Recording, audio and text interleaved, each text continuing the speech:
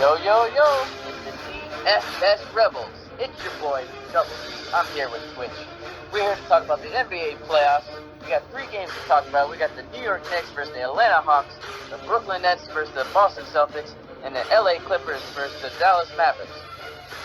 Support you guys, smash that like button, and make sure you join the Rebellion.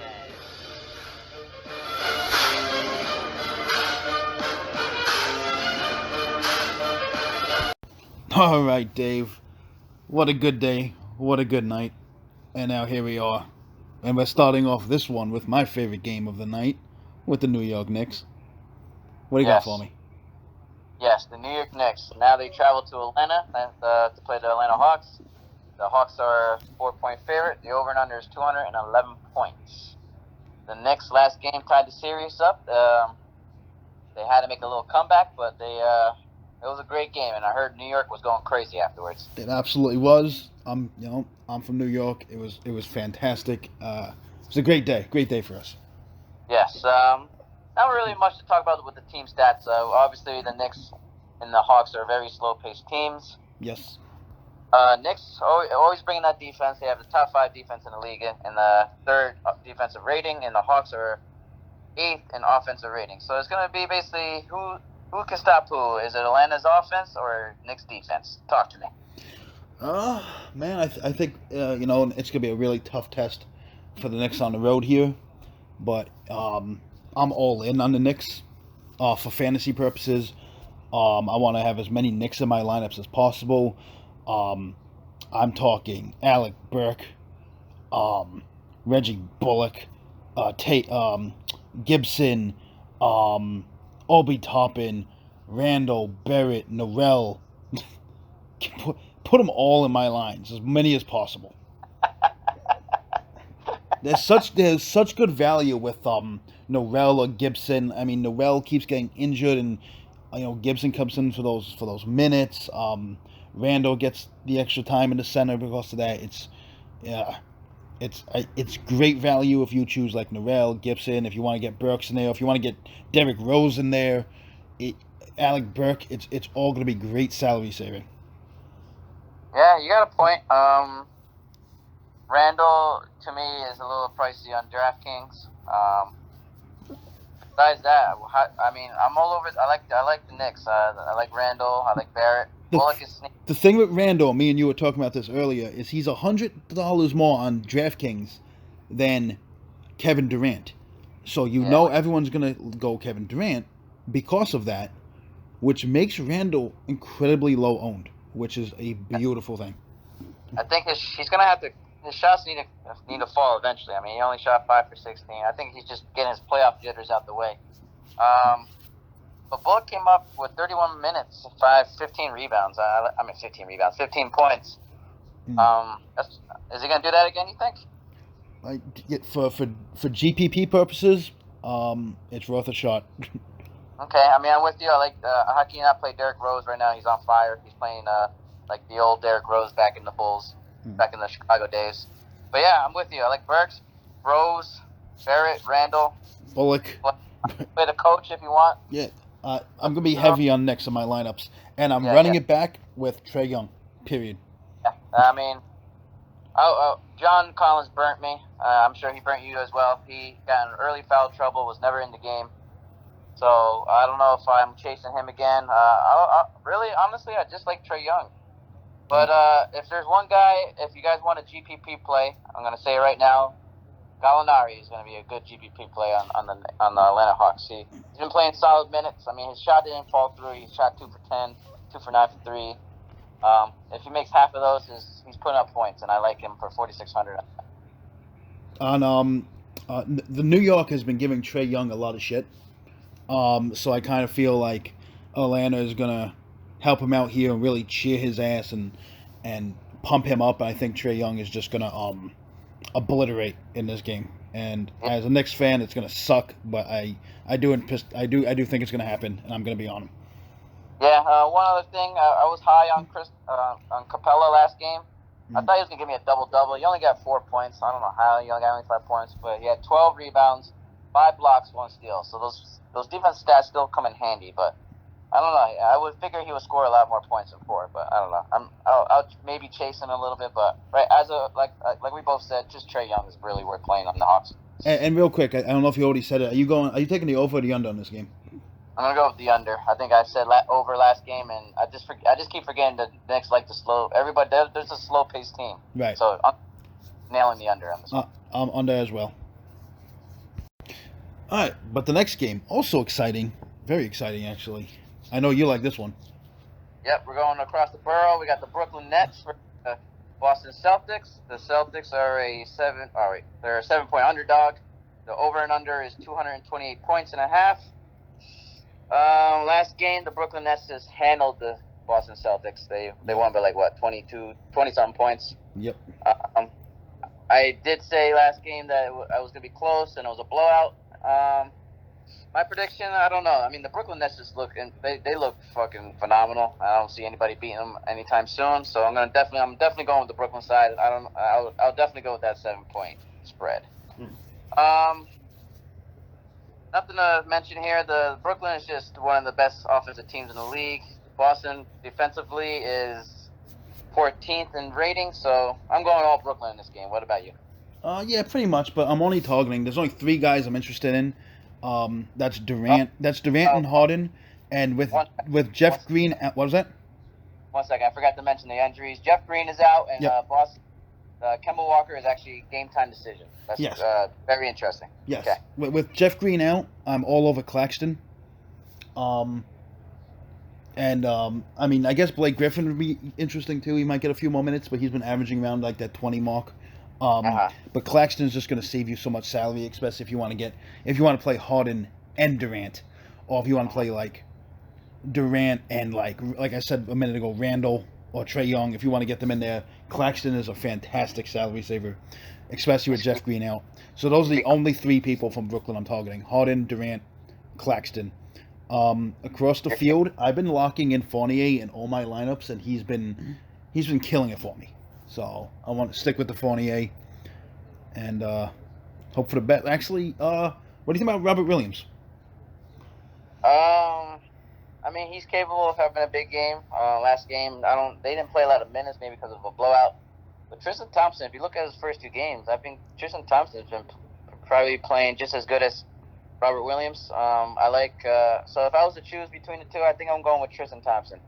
Okay, I like that. But you can't go wrong with either Williams or Thompson. Yeah, I like it. I want to talk about Brooklyn real quick. You're not going to chase Joe Harris that first game, or no?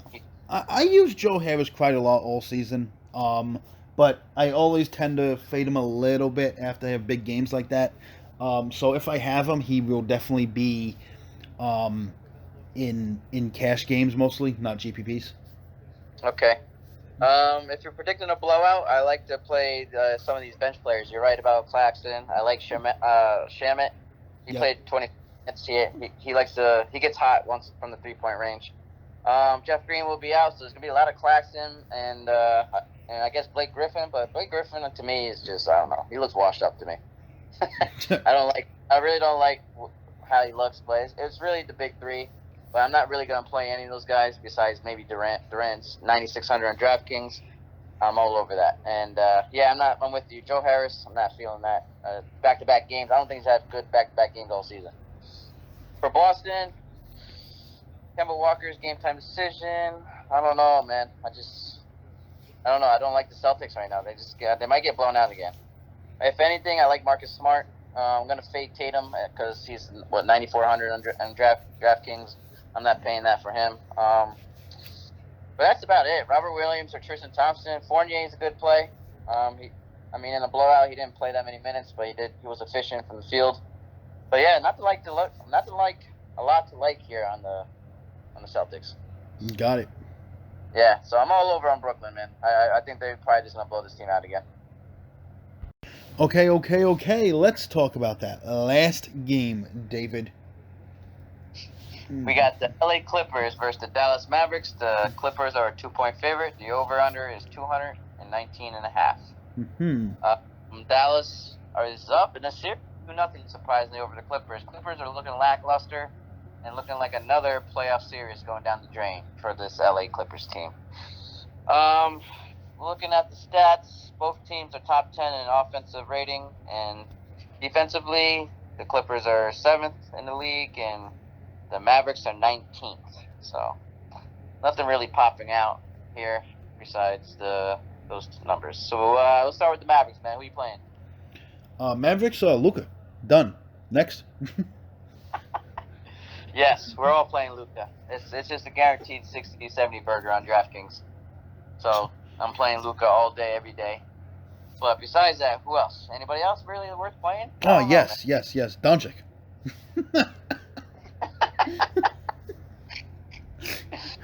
Oh, shit. You going to be chasing the Tim Hardaway points? But I like so many of the other games that I'm just targeting Luka from Dallas. That's it. Kleber has been interesting. I might, yes. He's questionable again this game, but he's going to play. He's been putting up solid stats, and he's only 3,700 on DraftKings? Yep. I keep locking in Brunson sometimes. Yeah, excuse me. Yep. I'm fading that Brunson because it's just the Luka show, and Porzingis I'm fading as well. He's just, I don't know, he's not looking like I play him. He's like 7. I don't even know what his price is, but I'm fading it. I don't give a fuck if he's 5,000. I need them to play my boy Boban, but they're not. So it's Luka, and that's it. The other day he did say Willie Cauley-Stein. He actually played 15 minutes and got 6.6 rebounds. So that's pretty interesting, actually. Yeah. Dorian Finney-Smith, he did play heavy minutes, 36 minutes, but he only got 3 points, 5 rebounds, 3 assists. I'm not looking his way at all. So it's either for me, Luka or Kleber, and that's it. All right. And Tim Hardaway Jr. Yeah. There's a lot more interesting things on this Clippers team. I love the claw. Kyrie Leonard. Every time he plays a playoff game, it just looks like he just decides to he woke up and chose violence. I should mention Ibaka is questionable in this game as well. Yes. So, if he doesn't play, Zubac's a great look. You can even just play Zubac anyway, because if you think that Ibaka is not going to play full minutes. But like I said, Kawhi is he woke up and chose violence on every playoff game he's ever played. Kawhi's a fantastic play. Him all over playoff Rondo. It's real. It's sexy. I love that. You had an interesting pivot off of playoff Rondo. You love Reggie Jackson. I do. We're looking at the minutes, the rotations. Yep. Rotation with the point guards, and they've been doing this a lot with Beverly. They play him half the first quarter, then Reggie Jackson comes in. Reggie Jackson surprisingly played all of the second quarter, and then how did Rondo get in the game again? I forgot that part. Beverly started. Yep. When he sat, Jackson came in. Then Jackson stayed in. They had Rondo come in to start the second, and then when Rondo sat, Beverly came back in. Yeah, that's interesting. So obviously Beverly's not in play. He hasn't been doing much. He's there for defensive purposes. So I'm not on him. Marcus Morris, no. Paul George and Kawhi, yes, but I'm not playing them together. You have to choose one of those two. The playoff Rondo is real, obviously, but my favorite, like I said, pivot is actually Reggie Jackson. He got solid minutes, man, and he's scoring a lot of points, and he put up the third most shots on the team. So I'm on Reggie Jackson. What about Batum? He always has random high scoring fantasy games.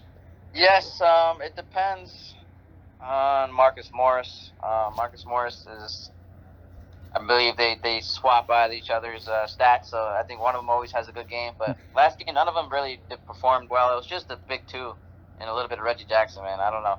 In order for the Clippers to win this game, which they need this game badly, they need a third scorer to step up. Either it's Reggie Jackson, Rondo, Batum, Marcus Morris, Zubac.